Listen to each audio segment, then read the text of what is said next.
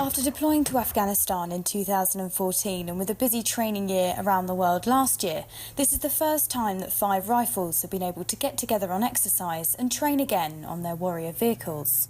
This year is very much about getting back to what we're primarily tasked with doing, and that's being an armoured infantry battle group. And so this exercise is really the start of that journey, which takes us from now through to June in Canada, where that will culminate.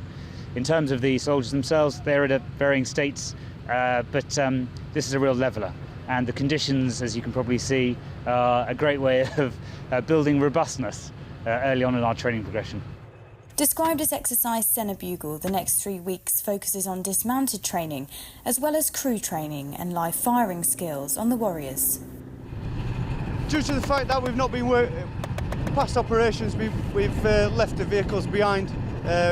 We haven't really worked with them that much, so it's good training for the blokes to get on the vehicles and get back into the armoured role. The weather's been hard on the vehicles and the blokes, but we're getting there, we're getting through. Well, it's all good training really, because you get skill feed, but when you do this before you go into a live firing, it brings you back up to speed again, which I find it really beneficial, to be honest. It's been a while since I've done it. This crew training is important because it puts us back with our core business of the warrior armoured fighting vehicle, and we haven't touched upon that for around 2 years due to our Afghan commitments. That gets us working with the vehicles, and we can also rehearse the tactics that we'll be using in Canada again.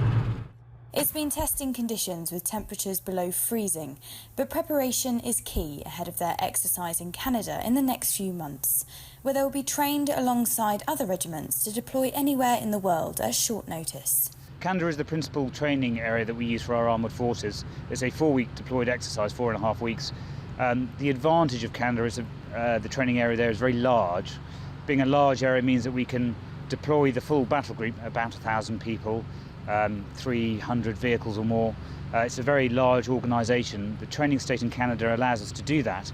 It also allows us to conduct some excellent live firing. It's one of the few areas where we're able to fire pretty much all the various weapons we have at our disposal.